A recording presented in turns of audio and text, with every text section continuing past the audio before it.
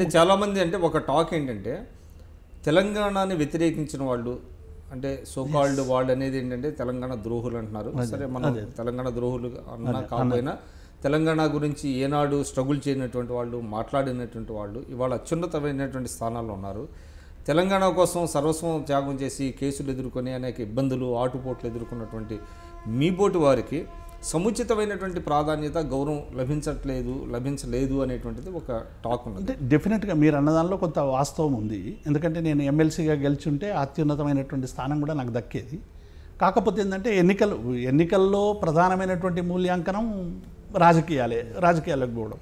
కాబట్టి అక్కడ ఓటమి చెందిన తర్వాత కొంత డెఫినెట్గా వెనుకబడినటువంటి మాట వాస్తవం. కానీ బయట మాత్రం చర్చ ఏంటంటే మిగతా వాళ్ళతో సమానంగా ఉంటే బాగుండేది అనేది ఉంది. కానీ అటువంటి అవకాశాలు వచ్చినప్పుడు డెఫినెట్గా ముఖ్యమంత్రి గారు పరిశీలిస్తారనేటువంటి విశ్వాసం, నమ్మకం. ఇది ఒక టెంపరీ ఫేజ్. ఇది డెఫినెట్గా ముఖ్యమంత్రి గారు ఎప్పుడు చెప్పినా ఇది తాత్కాలికంగా ఇచ్చేటువంటి ఫేసే తప్ప ఇది ఒక బాధ్యత. ఇది కూడా ఒక ఉన్నతమైనటువంటి కార్పొరేషన్ చైర్మన్, రాష్ట్ర స్థాయి కార్పొరేషన్ చైర్మన్ ఇందులో పనిచేయమని ముఖ్యమంత్రి గారు ఇచ్చారు.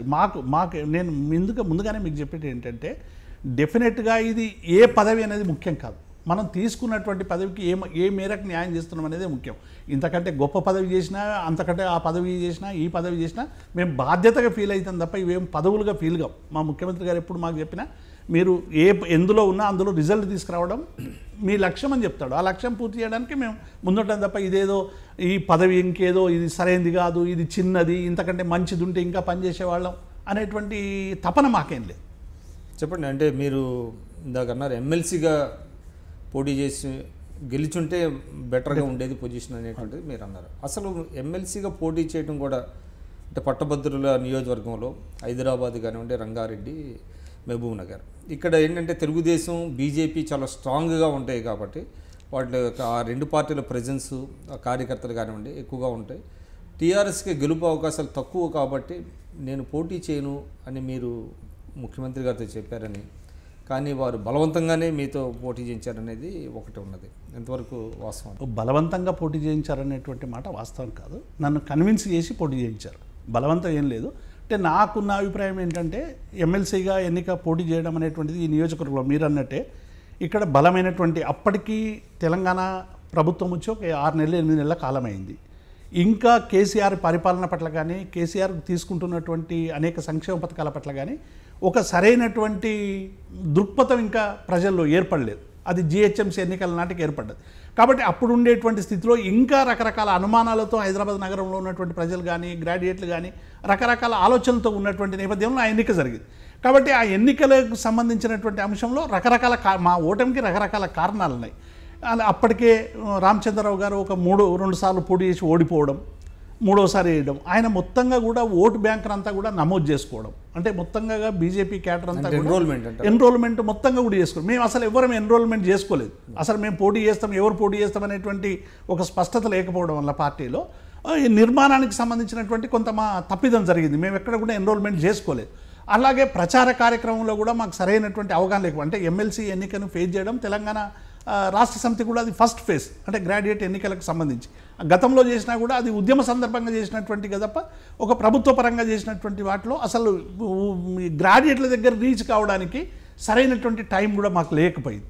అట్లాగే రకరకాల అభిప్రాయాలు, రకరకాల ప్రచారాలు వీటిని అన్నింటినీ కూడా మేము ఎంత తిప్పికొట్టినప్పటికీ కూడా ఇంకా సరైనటువంటి రీతిలో గ్రాడ్యుయేట్లు అర్థం చేసుకోకపోవడం వల్ల కొంత వెనుపోటు జరగడం వల్ల అంటే కొంతమంది కావాలని తెలంగాణ ఎన్జిఓ సంఘంలో దేవి ప్రసాద్ ఎదిగితే మాకు నష్టం అనేటువంటి భావన కూడా కొంతమందిలో ఉన్నట్టుగా కనబడింది. అది కూడా జరిగిందని వార్తలు వచ్చాయి.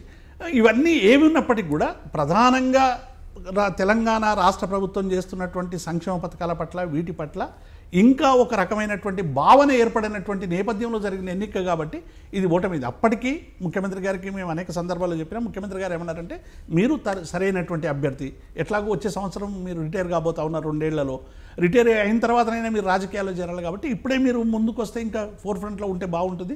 ఒక ఉద్యమ నాయకుడిగా మీరు పోటీ చేస్తేనే ఇది సరైనటువంటి పోటీగా ఉంటుందని పార్టీ భావిస్తుందని ముఖ్యమంత్రి గారు చెప్పిన తర్వాత డెఫినెట్గా నేను ఎట్లాగూ రాజకీయాలకు పోదామనుకుంటున్నాను. టీఆర్ఎస్ రాజకీయాలని 2001 నుంచి ఉద్యోగ సంఘంలో ఉన్నా కూడా ఆ రాజకీయాల పట్ల ఆకర్షితులు అవుతున్నాం కాబట్టి డెఫినెట్గా ఇది ఒక అవకాశం, పోదామని చెప్పి ముఖ్యమంత్రి గారికి చెప్పడం జరిగింది. ముఖ్యమంత్రి గారు వెన్నుతట్టి డెఫినెట్గా మీ లాంటి వాళ్ళు పార్టీలో ఉండాలని వారు వెన్నదట్టడం వల్లే నేను రాజకీయాల్లోకి రావడం. అంటే వారు పిలిచారా మీ అంతటి మీరు?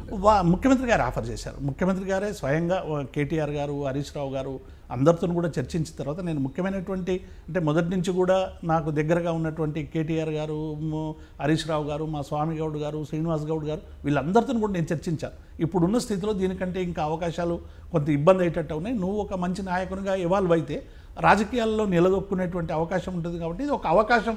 ఈ అవకాశాన్ని ఎందుకు వదులుకుంటావు? ఎట్లాగో 2 years తర్వాత రిటైర్మెంట్ ఉంది కాబట్టి రాజకీయాలకు రాకుంటే ఇప్పుడే వచ్చేయండి అంటే నేను మా అందరి సూచనల మేరకు రాజీనామా పెట్టి వాలంటీర్ డెఫినెట్ 2 ఏళ్ళు నా సర్వీస్ను వదులుకొని ఇందులోకి రావడం జరిగింది.